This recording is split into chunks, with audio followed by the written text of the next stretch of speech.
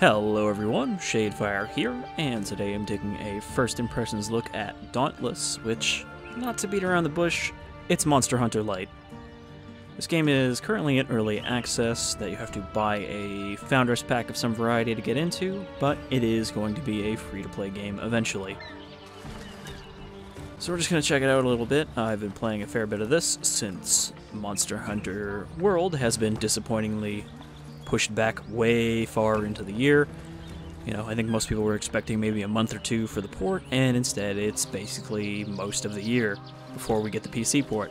So I'm playing this.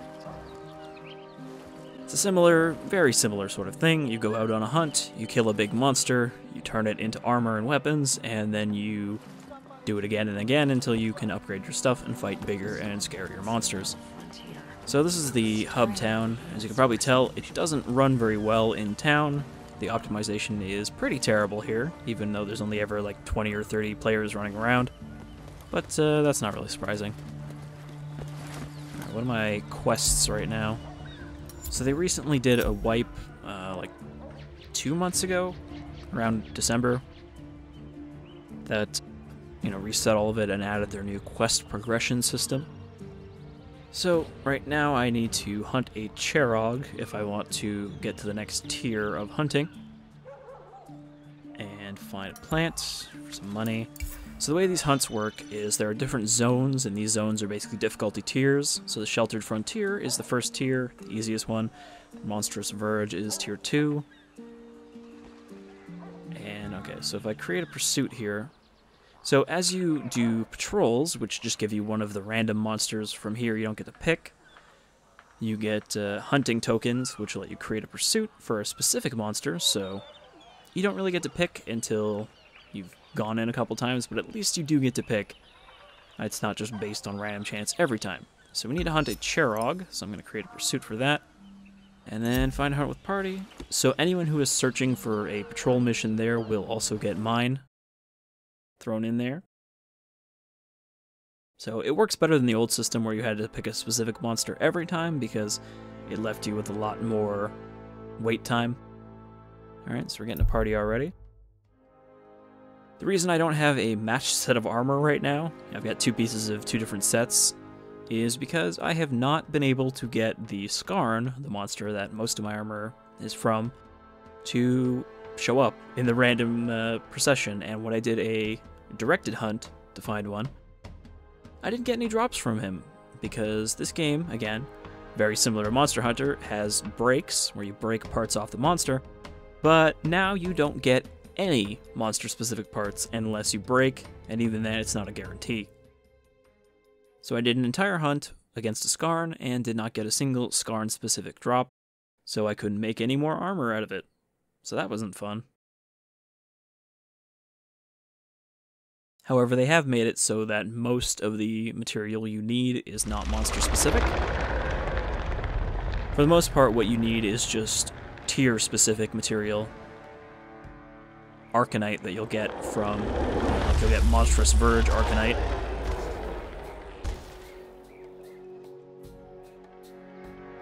Alright, so unlike Monster Hunter, this game is set on a bunch of broken up floating islands, and there isn't anything on those islands except the monster you need to hunt. There is no random wildlife or anything like that, except for goats.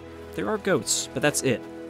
It's very sparse and empty and dead feeling compared to Monster Hunter that's populated by all sorts of creatures. But yeah, basically at the start you all drop in, and usually people split off in different directions, with the goal being to find the monster. And then once you find it, you can fire up a flare that everyone can see, and kind of call your party to you. Also do some gathering, since these are what you make all your healing potions and stuff out of. This part is actually kind of annoying because it can be difficult to get specific materials you need, and there isn't any sort of farming or anything you can do on the side.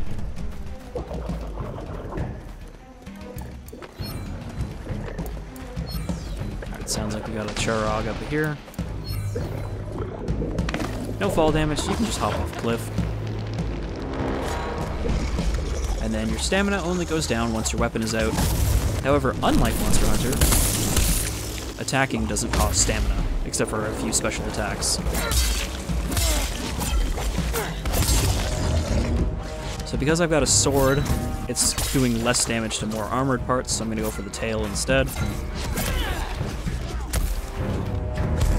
If you're doing yellow damage, it means that you're attacking an unbroken part, which, you know, is generally what you want to do.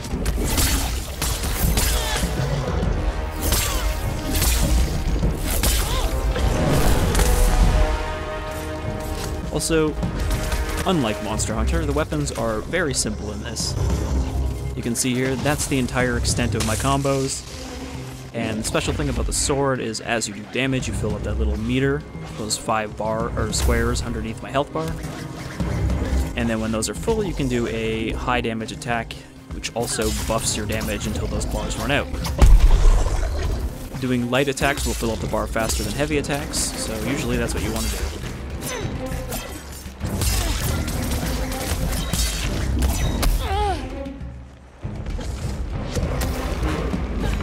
Again, in all ways, this basically just feels like a very simplified Monster Hunter. And in some ways, it's a good thing, but in others, it does feel pretty lacking. I mean, again, I'm hoping they continue to expand on the combat. Before that wipe that I talked about, there wasn't even different types of damage. You know, all the weapons did the same type of damage, unless they did elemental damage. Now, you know, the sword does slashing damage, the hammer does blunt damage. This fellow's down.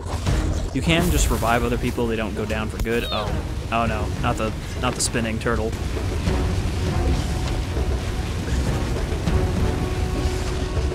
So the thing with the Cherog is his fire damage does a lot more damage than his actual attacks.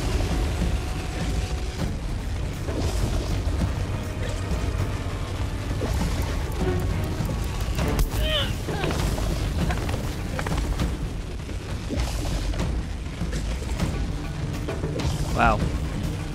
What a horrible, annoying attack for him to do on top of a dead teammate.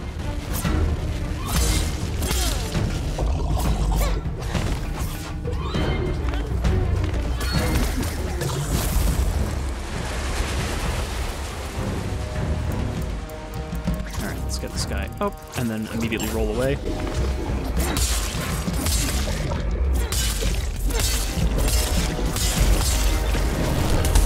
You also have a lantern ability, which is that glowing green thing on the top left.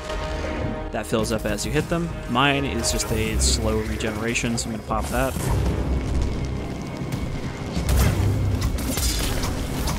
Oh no, not the fire. Also, there's no way to put out the fire when you're on fire, unless there happens to be water in the area. Okay, I'm going to pop a healing potion. Unlike Monster Hunter, you don't have to put away your weapon to use an item, but you do still walk really slowly while you're using it.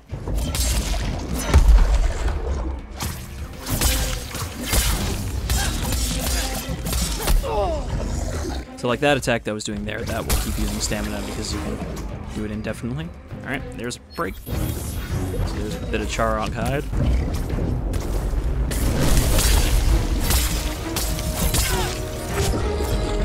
So my special meter is full, so let's see if I can get up on a good spot and just hammer him. So now all my attacks do more damage until that meter runs out. And white damage means I'm hitting an already broken part.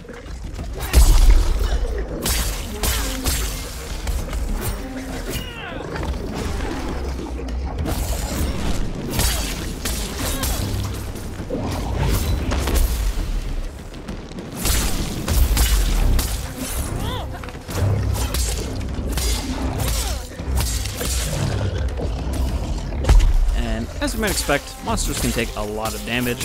I did a solo fight on a monster yesterday, and it took 22 of the 25 allotted minutes to kill him by myself.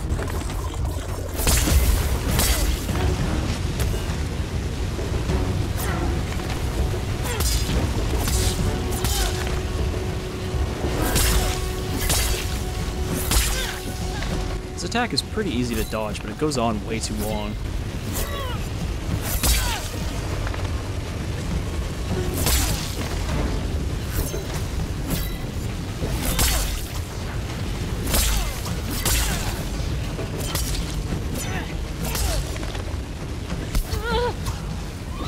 Alright, pop another health before this fire kills me.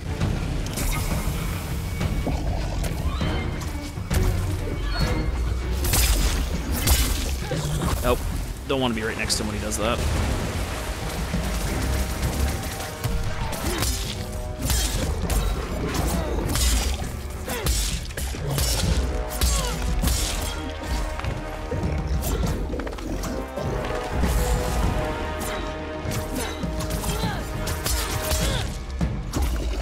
The hitbox on these legs is very weird.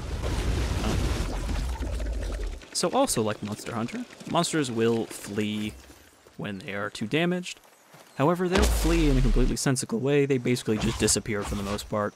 You know, you don't actually have the opportunity to chase them. They just sink into the ground or fly away. Though the ones that fly, it is actually a lot easier to see because you can usually see where they land.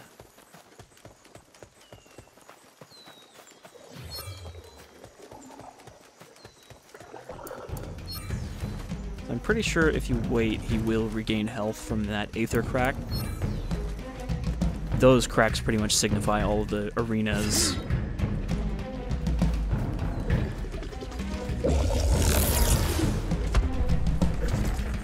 Okay, I think that just went right through him. That's supposed to shoot like a blade out of your sword.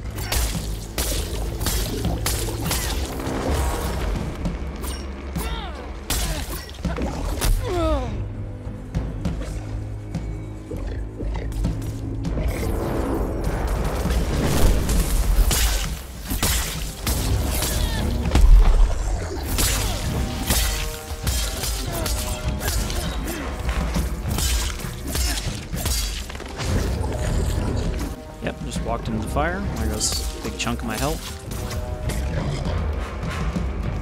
The Sherrog is definitely not one of the more enjoyable monsters to fight. Like, I think that monster I was soloing, the Shrike, which just looks like a big owl bear, was a lot more fun because he's fast and constantly doing something. Whereas this guy is basically just, hey, fire touches you and it's bad.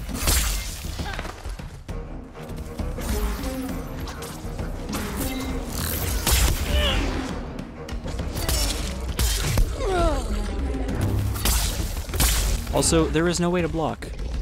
Unlike Monster Hunter, where some of the weapon styles let you block, none of the ones in this one do.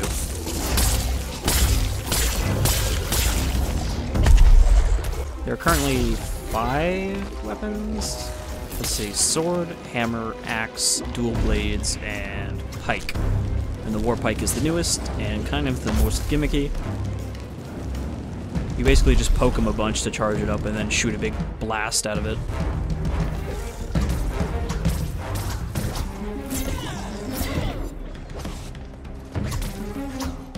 I honestly do like the chain blades the most so far, but I thought I'd change them out so I wasn't always using the same weapon.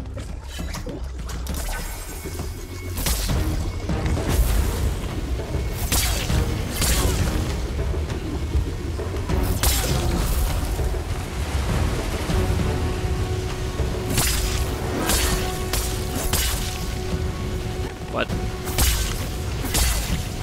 I cannot tell if he just clipped through me there. As I said, this game is early access for the who knows how long, probably at least 8 months. As in, it'll be in early access for another 8 months, not, I think it's only been 6 months since it launched. But you can definitely tell playing it that it is an early access game, because it feels janky. And not in like the normal Monster Hunter kind of janky way. I mean, Monster Hunter is intentionally awkward to play. Though Monster Hunter World seems to be the least janky example.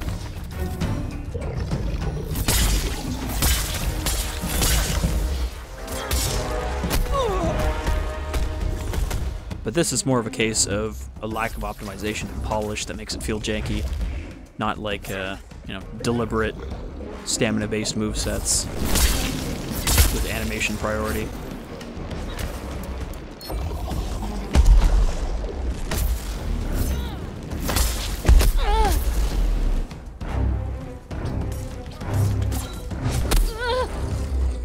I know some people are not big on are or even completely offended by the existence of animation priority games, but honestly, I think that's a little ridiculously dismissive to be like that, but to each their lack of own, I guess.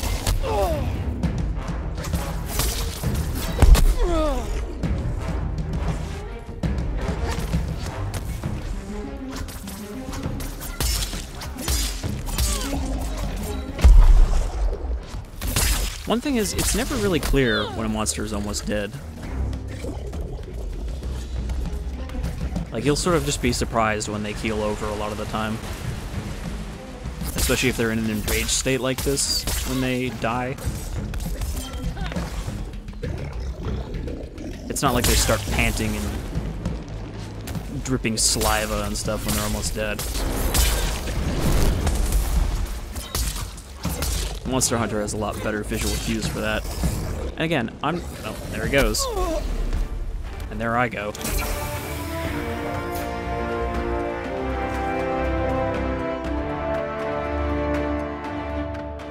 And yet somehow I got an S+ for that pathetic performance.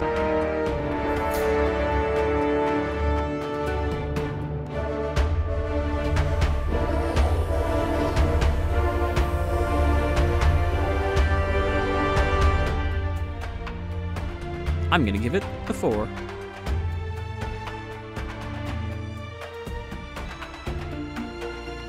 Also, like the UI stuff, like how this stuff just overlaps and you can never really read it. So I only got 2 monster unique parts there.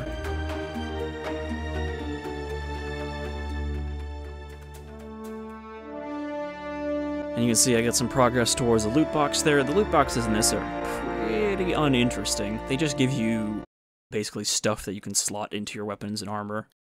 Very minor enchantments. Like, I don't even really see a point in bothering with that stuff. That's how uninteresting it is.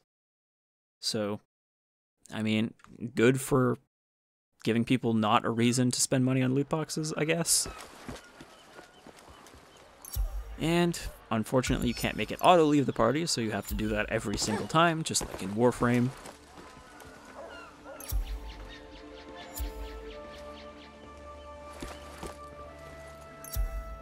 Alright, so I could make some Cherog armor now, instead of the Skarn stuff I'm using, so that my armor at least matches.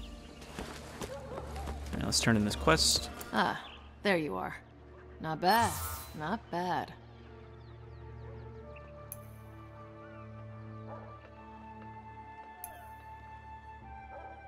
Talk to you later. They really like sending you to talk to other people to get quests that they could have just given you themselves. But yeah, there's the town is a fairly decent size, but there's basically nothing interesting in it at all. There's just a bunch of empty stores like this.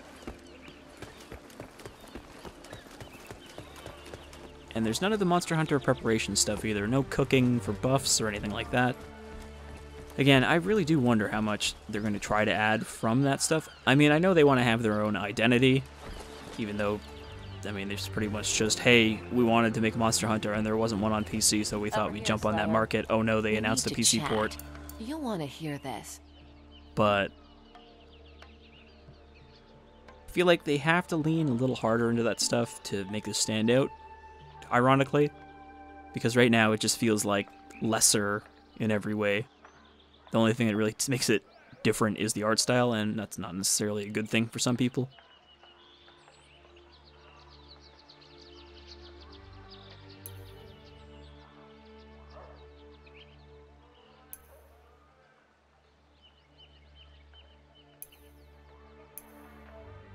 Alright, so I have to slay a Skarn, and then I have to grind a whole bunch because I'm only like Slayer level 6 or 7. And that takes a while to go up. So did it count my progress? Nope. Because I've killed a few Skarns already, obviously, considering I'm wearing the armor, but it only seems to retroactively count some stuff. So this guy lets you make new lanterns. You can, you know, build out different buffs. Also, again, the performance is completely terrible in town. Hey there. So you talk to this lady who has spray painted her hair with metallic paint to make armor, and then you can upgrade it once you've already created it. A lot of the upgrades don't take monster-specific materials, they just take Monstrous Verge Arcanite and money. But I guess I'll make some Charog armor. So Charog is one of the few tier 2 sets that actually has elemental properties, flame resistance, and a weakness against frost, so there are like 2 monsters in tier 2 that have elements, and this is good against one of them and bad against the other. I think this mostly just protects you from the Charog, actually. I think it's the only one that has fire. So if you want to kill more Charogs...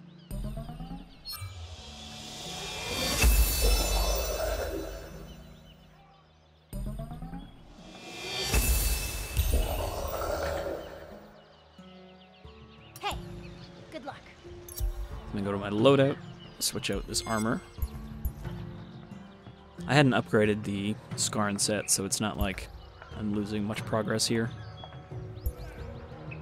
Alright, so at least I match now. Aside from my Shrike sword. Days like this remind me of Ostia. And this is where you make all your weapons out of monster parts. I find that the general look of these isn't cool, really. A lot of them aren't great. Like, I like the Shrike sword, which is why I made it, even though it doesn't really have the best ability.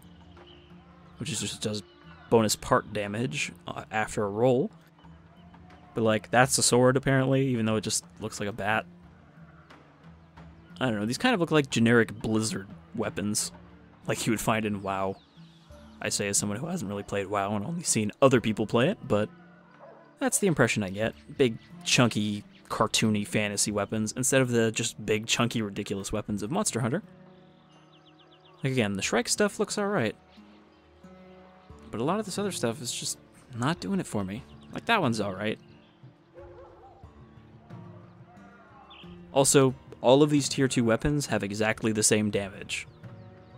Basically, the only thing that differentiates them, aside from the skin, is the minor bonus on the right there. Like, you know, Nasher's stuff does, like, bonus damage to enraged behemoths, and that's the same across all weapons made out of Nasher stuff. There's no real stat differences between weapons in the same tier of the same category, aside from that. Which is a shame. It really doesn't make them stand out at all. So these are dual blades. These are the ones I really like because you can basically use them to pull yourself to a monster with the chains. Then there's the Warpike, which you can tell is the newest because they haven't bothered to make monster-specific ones yet. There's just regular and improved. Give those behemoths a taste of Ostian quality. Anyhow, that's pretty much all the stuff in town. There's a few more quest givers that don't do anything, aside from when they give you quests. I know I'm probably sounding a bit negative, but I'm actually enjoying playing this. I just, you know, I'm giving it my honest opinion here. Let's just do a random patrol, see what we end up with.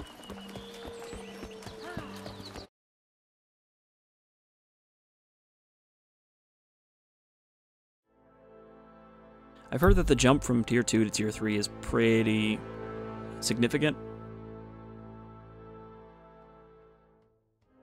So I'm not really looking forward to that difficulty curve where apparently party wipes are common. Alright, Quillshot. Quillshot at least is a little bit different. Not one of the faster monsters, but it does have a lot of ranged attacks. And it's pretty weird looking, actually.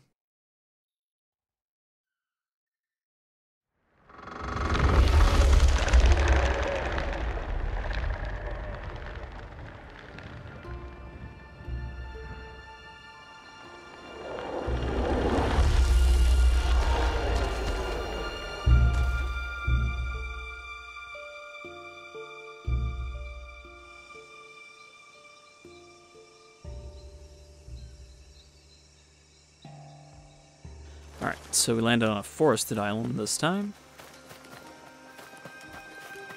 The actual different island terrains don't really do anything aside from affect the stuff you can pick up, but they really have little bearing on your actual hunt, which is a shame.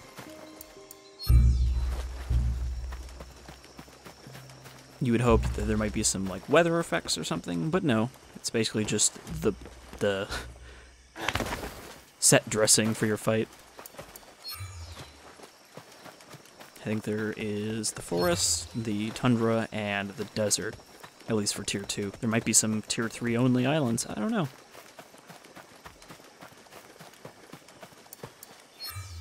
But yeah, so I guess the whole setup for this setting is that the world has broken into pieces that have all floated off like this, and now people just live on floating islands. And giant monsters live on other floating islands.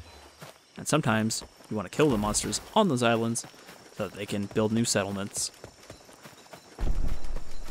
Okay, flare in that direction.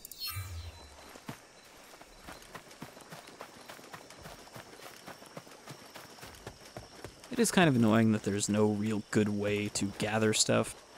Either you're not helping in a fight and gathering stuff while other people are fighting, or you're having to do it solo, and solo monster hunts are not fun in this game at all. There's no option to just kind of go out to an island so you can gather stuff.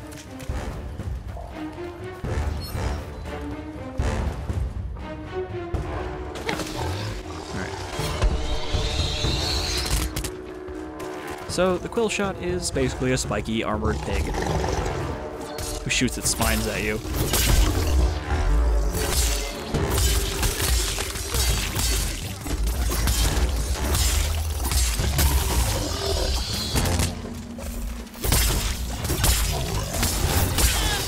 Now, I would have used another weapon for variety's sake, but any of the other ones I could make would have been dramatically weaker since this one is max upgraded already.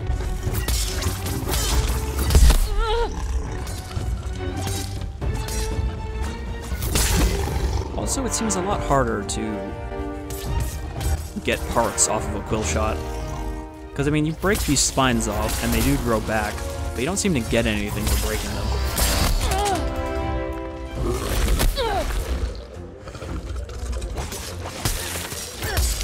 I mean, even this game does have some of that animation priority. Like, you can't roll in mid-swing. You can roll after a swing, but if you're already swinging, you're gonna get hit if he's attacking.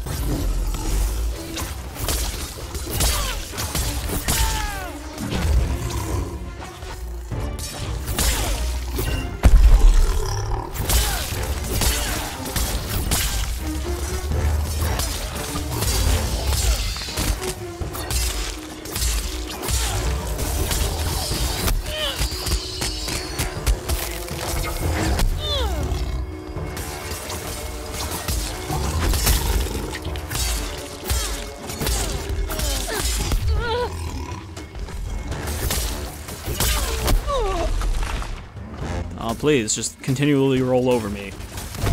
I don't mind at all.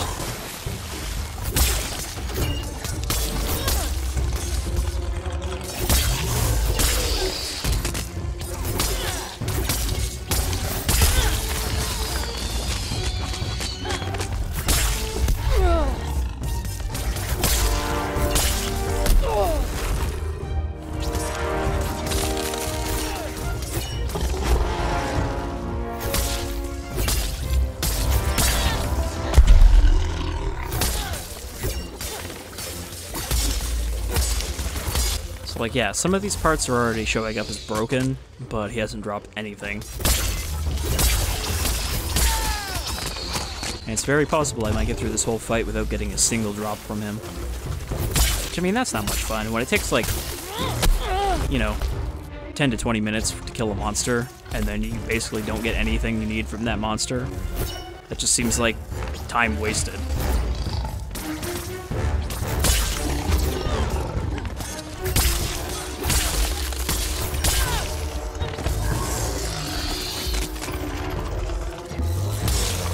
Now he's enraged, he'll start firing shit everywhere. However, it doesn't seem to dramatically change a lot of monsters' attacks. It usually just seems to give them 1 or 2 extra ones.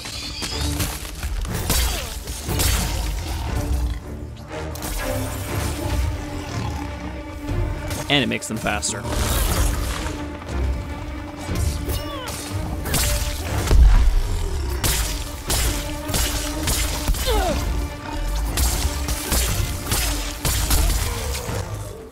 There's one piece.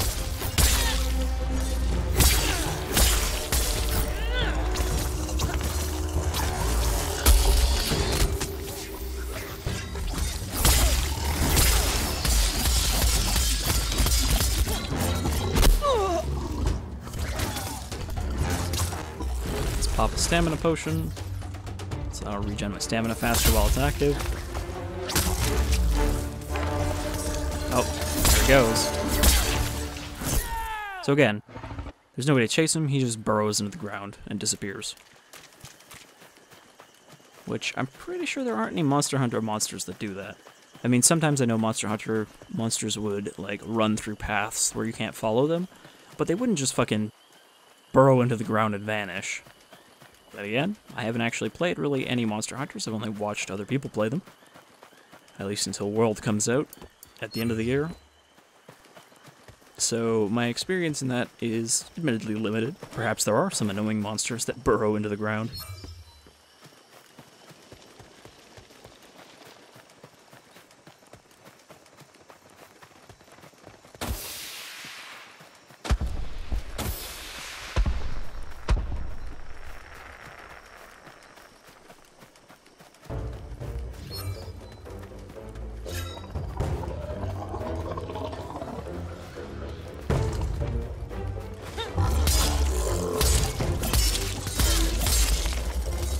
I just do jump attacks because they're fun. They don't actually have any practical purpose. They do the exact same damage. And you can't do air combos at all. Also no ability to mount the monster, but I guess that would be to Monster Hunter. To add cool features from the game you're trying to make a similar game to.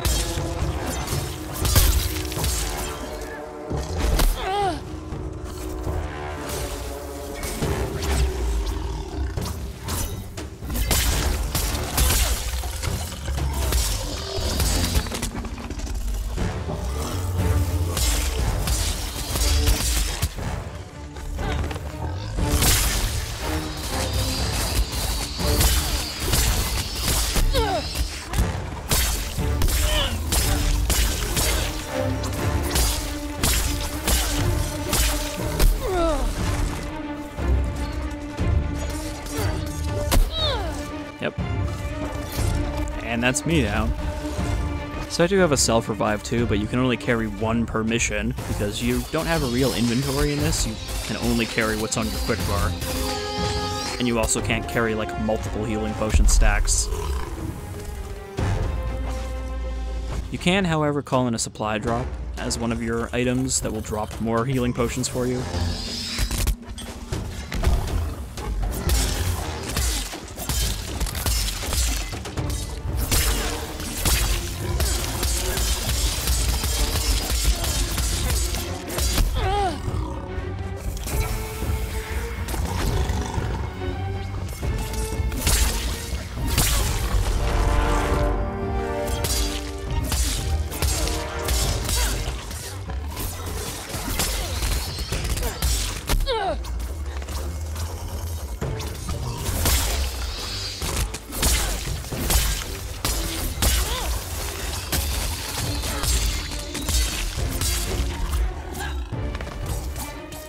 You know, it's weird, but I don't think any of these monsters actually have, like, bite attacks.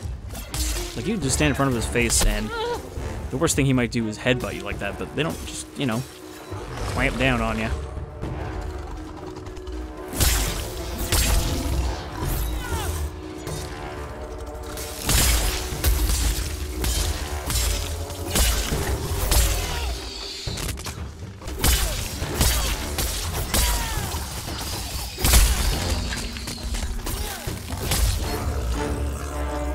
And there he goes.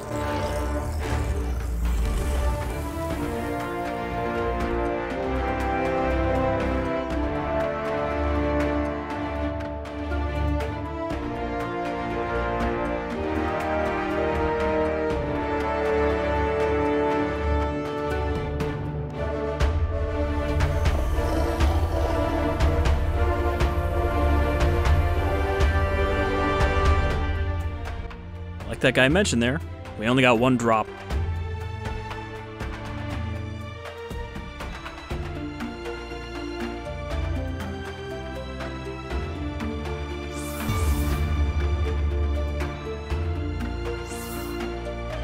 really wonder why this UI is so terrible here for this end of mission stuff.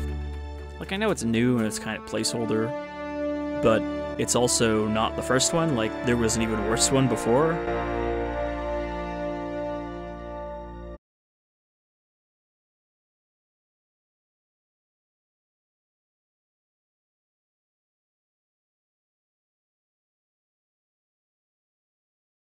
So, hopefully they improve that again, along with so many other things.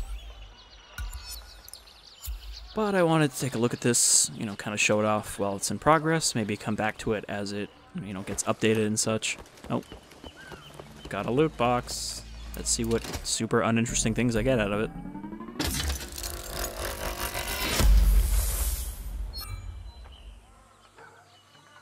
Increased shock resistance by 1.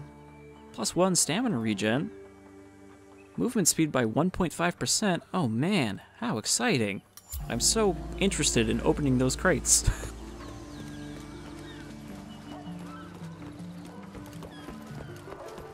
But yeah, that's Dauntless right now.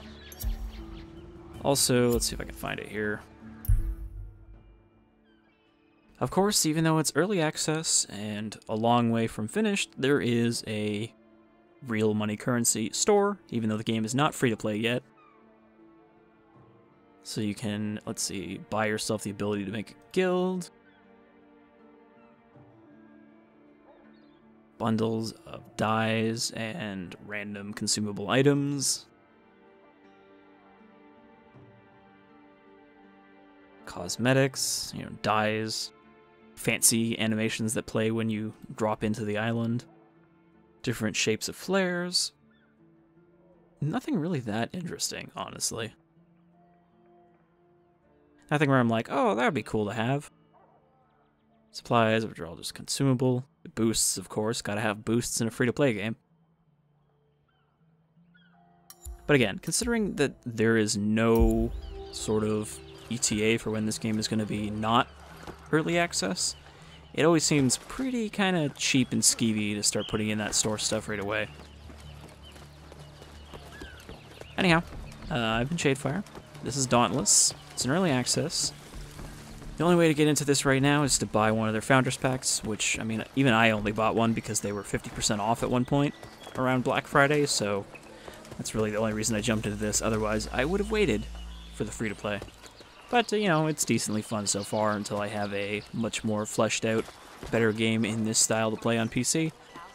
And with that big delay, I guess that means I'm going to be playing a fair bit more of this over the year than I would have otherwise. So until next time, I've been Shadefire, this is Dauntless, and I hope you'll come join me, kill some behemoths again, or other monsters some other time. Till then, take care, folks.